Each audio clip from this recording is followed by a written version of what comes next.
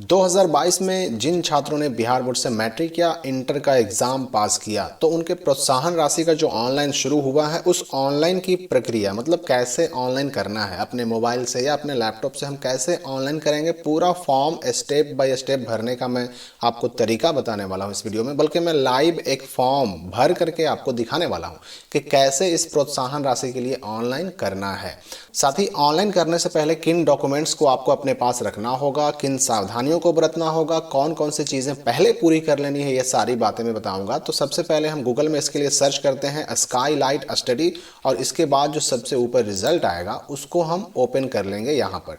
और ओपन करने के बाद जो एक पोस्ट यहाँ पर नज़र आएगा, अभी तो ऊपर ही में है, अगर आप कुछ दिनों के बाद ये पेज खोलेंगे, वेबसाइट खोलेंगे तो नीचे भी दिख सकता है, लेकिन आपको ध्यान ये देना है कि ऑनलाइन शुरू, लिंक एक्टिव, यहाँ से करें प्रोत्साहन राशि का ऑनलाइन। तो इस पोस्ट को आपको क्लिक करके आपको खोल लेना है। इस पोस्ट में सारी जानकारी, आवश्यक डॉक्यूमेंट सब कुछ दिया गया है। तो याद रखिए वैसे भी कि ऑनलाइन करने से पहले आपको अपने पास इंटर का मार्कशीट, मैट्रिक का मार्कशीट, आधार कार्ड, बैंक का पासबुक, मोबाइल नंबर और ईमेल आईडी, ये चीज़ें आपको तैयार रखनी है। और इसके साथ ही साथ आपको मैट्रिक का मार्कशीट और आधार कार्ड का जो है स्कैन करके PDF बना करके रखना होगा। तो वो भी ध्यान देना है कि PDF बनाने में 400 KB से नीचे साइज होना चाहिए, 400 KB से ऊपर नहीं होना चाहिए। तो 400 KB से हम नीचे कैसे रखेंगे, PDF कैसे बनाएंगे, ये सारी बातें भी मैं आपको बताऊंगा आगे। लेकिन आपको फिलहाल ये मैट्रिक इंटर का मार्कशीट और आधार, पासबुक, मोबाइल और ईमेल, ये सब कुछ तैयार रखना है। और अगर आप मैट्रिक में हैं तो सिर्फ मैट्रिक का मार्कशीट लगेगा, उसमें इंटर के मार्कशीट की कोई ज़रूरत नहीं पड़ेगी। लेकिन अगर आप इंटर के लिए भरना चाह रहे हैं तो याद रखिए कि इंटर में केवल लड़कियों के लिए ही अप्लाई हो रहा है। अब चाहे लड़कियां फर्स्ट डिवीजन से पास हो, सेकंड से हो या फिर थर्ड से हो, नो प्रॉब्लम, लेकिन हाँ लड़की होना चाहिए। और मैट्रिक में लड़का या लड़की दोनों अप्लाई कर सकते हैं, चाहे BC1 हो, चाहे BC2 हो, जनरल हो या SC ST हो। लेकिन ध्यान ये रहे कि लड़कियां ही केवल अप्लाई करेंगे इंटर के लिए, और मैट्रिक में आप अप्लाई तभी कर पाएंगे जब आप फर्स्ट डिवीजन से पास हो। अगर सेकंड है तो आपका SC या ST कैटेगरी का होना जरूरी है। तो ये डॉक्यूमेंट हो गया। थोड़ा सा और नीचे हम आएंगे और यहाँ पर अप्लाई लिंक को हम देखेंगे। यहाँ पर देखिए, यहाँ से करें आवेदन, मैट्रिक का लिंक यहाँ दिया हुआ है, मैट्रिक अप्लाई लिखा हुआ है। और यहाँ से करें आवेदन इंटर 2022 लिंक, तो प्रोत्साहन राशि इंटर के लिए अप्लाई करने का लिंक यहाँ है। तो हम इसको सिंपली ओपन कर दें। दोनों का प्रोसेस बिल्कुल सेम है, आप एक देख लीजिएगा, आपको दोनों समझ में आ जाएगा। तो हम इंटर का अप्लाई लिंक खोलते हैं, ओपन करते हैं। जब ये पेज ओपन हो जाएगा तो हमारे सामने सबसे पहले आएगा कुछ डिक्लेरेशन मतलब कुछ ऐसी घोषणाएं होती हैं जिनमें हमें टिक लगा करके आगे बढ़ना होता है। तो यहाँ पर देखिए आप कि ये एक टिक लगा दिया मैंने, यहाँ भी टिक लगा दिया, यहाँ भी, और ये 5 तरह के हैं। यानी ये डिक्लेरेशन को टिक लगा करके हम कंटिन्यू पर क्लिक कर देंगे। आप यहाँ देख सकते हैं कि guideline for student registration on inter 2022 scholarship portal Bihar, तो कंटिन्यू पे हम क्लिक कर देंगे। और कंटिन्यू पर क्लिक करने के बाद अगला जो पेज खुलेगा, सबसे पहला जो यहाँ पर आप देख रहे हैं, ये है कॉलम किसका, रजिस्ट्रेशन नंबर का। चूंकि हमने इंटर का खोला है तो हमको यहाँ पर इंटर के मार्कशीट से या फिर इंटर के रजिस्ट्रेशन कार्ड से रजिस्ट्रेशन नंबर डालना होगा। और याद रहे कि इंटर का रजिस्ट्रेशन नंबर R से शुरू होता है। तो यहाँ पर हम लिखेंगे R, उसके बाद डैश देंगे, और डैश देने के बाद हम जो रजिस्ट्रेशन नंबर जिस स्टूडेंट का हमने ऑनलाइन करना शुरू किया है उसका हम रजिस्ट्रेशन नंबर डाल देंगे।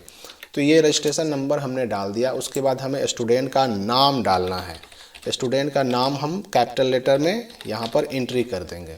उसके बाद है डेट ऑफ बर्थ, यहाँ पर ध्यान दीजिएगा, डेट ऑफ बर्थ में है एज पर 10th, यानी कि जो 10th क्लास का मार्कशीट में डेट ऑफ बर्थ है वही सेम टू सेम यहाँ पर डालना है। यानी वैसे भी आप इंटर का मार्कशीट देखिएगा तो उसमें आपको डेट ऑफ बर्थ नहीं मिलेगा। तो इस स्टूडेंट का डेट ऑफ बर्थ हम डाल देते हैं। यहाँ पर पहले हमें डालना होगा डेट, और उसके बाद फॉरवर्ड स्लैश, और उसके बाद फिर 06 यानी कि जो उसका मंथ होगा, और उसके बाद फिर ईयर यानी कि 4 अंकों का बर्थ ईयर।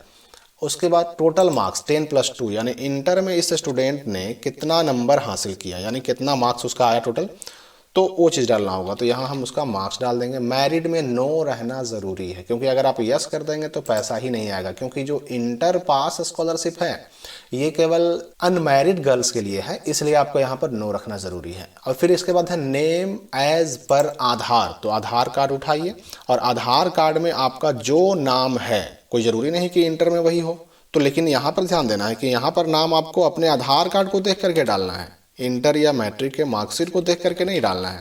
तो आधार के हिसाब से हमने यहाँ पर नाम डाल दिया। फिर आधार नंबर डालेंगे हम, 12 अंकों का आधार अंक होता है, वो हम यहाँ पे डाल देंगे। फिर डेट ऑफ बर्थ, ये डेट ऑफ बर्थ किसके हिसाब से, तो एज पर आधार, यानी आधार में जो डेट ऑफ बर्थ है वो यहाँ पे डालना है। ध्यान रहे कि ऊपर जो हमने यहाँ पर डेट ऑफ बर्थ डाला था ये मैट्रिक के हिसाब से डालना था, यहाँ पे नाम मैट्रिक के हिसाब से डालना था, लेकिन ये जो आधार वेरिफिकेशन में है तो यहाँ पर आधार के हिसाब से नाम, यहाँ पर आधार नंबर, और आधार के हिसाब से ही जो आधार में डेट ऑफ बर्थ है वही यहाँ पे हमें डालना है। तो हम यहाँ पे एंट्री कर देंगे।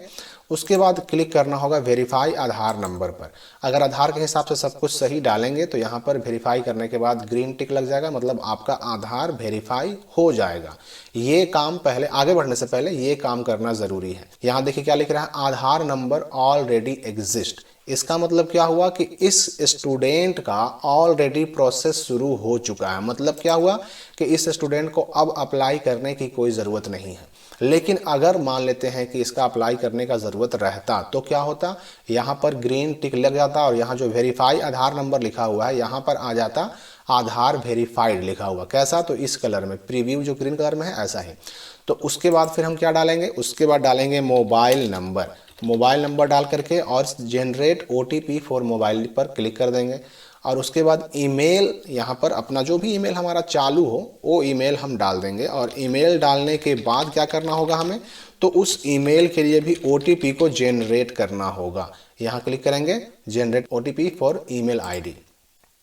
यहाँ देखिए लिख दिया OTP has been sent on registered mobile number, और उसके बाद generate OTP for email ID। तो यहाँ भी हम क्या करेंगे, यहाँ भी आ गया message OTP has been send on registered email ID दोनों। और यहाँ पर देखिए जैसे ही हमने सेंड OTP पे क्लिक किया, अब यहाँ पर मोबाइल नंबर के नीचे भी इंटर OTP।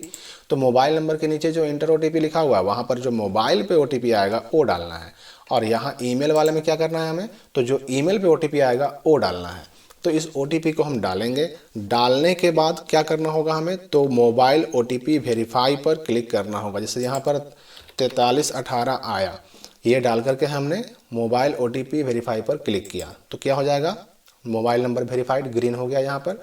और उसी प्रकार से ईमेल ID का है, तो ईमेल पे आए हुए OTP को भी हम इंटर करके ईमेल OTP वेरीफाई पर क्लिक कर देंगे।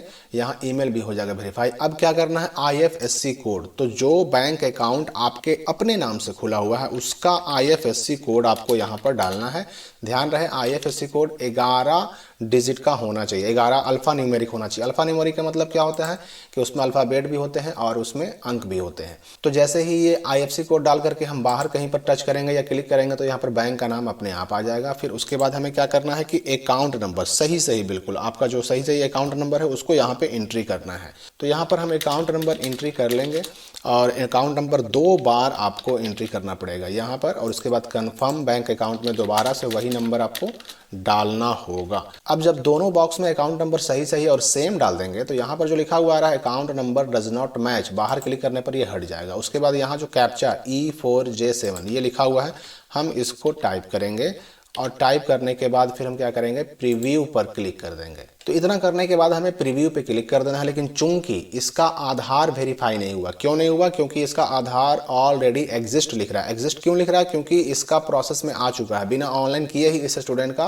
प्रोसेस में आ चुका है, यानी अब बिना ऑनलाइन किए ही इसका पैसा आ जाएगा। तो याद रखिएगा कि आपको भी अगर ऑनलाइन करने में आधार एग्जिस्ट लिखता है तो आपको चुपचाप से इंतजार करना है, पैसा अपने आप आ जाएगा। और इससे पहले जो परेशानियां और आ रही थी, जैसे कि इन प्रोसेस लिख रहा था किसी किसी का, बैंक रिजेक्टेड लिख रहा था किसी किसी का, या फिर किसी किसी का नो रिकॉर्ड फाउंड लिख रहा था, तो उन सब के बारे में भी एक वीडियो बनाकर मैंने डाल दिया है। इन प्रोसेस वालों को भी वेट करना है और साथ ही साथ जो नो रिकॉर्ड फाउंड लिख रहा है उनको भी इस तरह से अप्लाई करके चेक करना है। अगर आधार वेरीफाई हो गया तो अप्लाई कर देना है। यहाँ पर प्रीव्यू पर क्लिक करने के बाद चूंकि ये आधार वेरीफाई नहीं हुआ तो ये प्रीव्यू भी नहीं होगा और ना ही ये सबमिट होगा। लेकिन हाँ, आपको करना क्या, बस इतना करके प्रीव्यू करके और अगला पेज जो है बस सबमिट कर देना है। सबमिट कर देने के बाद आपके मोबाइल नंबर पर मैसेज आ जाएगा कि आपका एप्लीकेशन सबमिट हो चुका है और वेरीफाई करने के लिए, वेरीफाई होने के लिए आपको इंतजार करने के लिए कहा जाएगा। और 2 दिन 3 दिन 4 दिन में आपके मोबाइल नंबर पर एक यूज़र आईडी आएगा और एक पासवर्ड आएगा। और जब यूज़र आईडी पासवर्ड आएगा तब जा करके आपको आगे का काम करना है। तो यहाँ से जब प्रीव्यू करके नेक्स्ट जाएंगे तो नेक्स्ट पेज पर सब कुछ दिखाएगा और वहीं पर आपसे मांगेगा, नीचे में यहाँ पर 2 कॉलम रहेंगे, एक आधार कार्ड का PDF अपलोड करने के लिए और एक रहेगा मैट्रिक का मार्कशीट अपलोड करने के लिए पीडीएफ में, और दोनों का साइज 400 से नीचे होना चाहिए। तो 400 से नीचे साइज कैसे बनाएंगे, उसके लिए एक वीडियो का लिंक मैंने इसी वीडियो के डिस्क्रिप्शन बॉक्स में डाल दिया है कि किसी भी फोटो को हम पीडीएफ कैसे बनाते हैं। और साइज कम करने की जहां तक बात है तो उसके लिए भी एक बहुत अच्छा ऐप है जिसका वीडियो का लिंक मैंने डाल दिया है। उन दोनों से आपको जानकारी मिल जाएगी, किसी भी फोटो का साइज कैसे करना है, पीडीएफ कैसे बनाना है, वो सारी जानकारी आपको वहां से मिल जाएगी। तो दोनों अपलोड करके आपको सबमिट कर देना है और उसके बाद वेट करना है यूज़र आईडी और पासवर्ड के आने का। और जैसे ही यूज़र आईडी पासवर्ड आ जाएगा फिर लॉगिन करके आपको फाइनल सबमिट कर देना है। और फाइनल सबमिट करने के 1 हफ्ते के अंदर आपका पैसा भी आ जाएगा, ऐसा नहीं कि बहुत ज़्यादा टाइम लगने वाला है, पैसा भी तुरंत ही आ जाएगा। ध्यान रहे कि रजिस्ट्रेशन नंबर यहाँ पर चूंकि इंटर का था तो हमने आर से शुरू करके डाला। अगर मैट्रिक के छात्र रहेंगे तो यहाँ पर 5 अंकों का पहले स्कूल कोड, उसके बाद डैश, उसके बाद 5 अंकों का रजिस्ट्रेशन नंबर, फिर डैश और उसके बाद फिर 21 ये डालेंगे। और बाकी सब कुछ सेम प्रोसेस, बिल्कुल सेम रहेगा। तो इस तरह से आपको अप्लाई कर लेना है। फिर भी अगर कहीं पर समस्या समझ में आए तो आप मुझे इस वीडियो के कमेंट बॉक्स में पूछ सकते हैं, मैं जवाब देने का प्रयास जरूर करूंगा। तो फिलहाल इस वीडियो के लिए इतना ही, मिलते हैं अगली वीडियो में। धन्यवाद दोस्तों।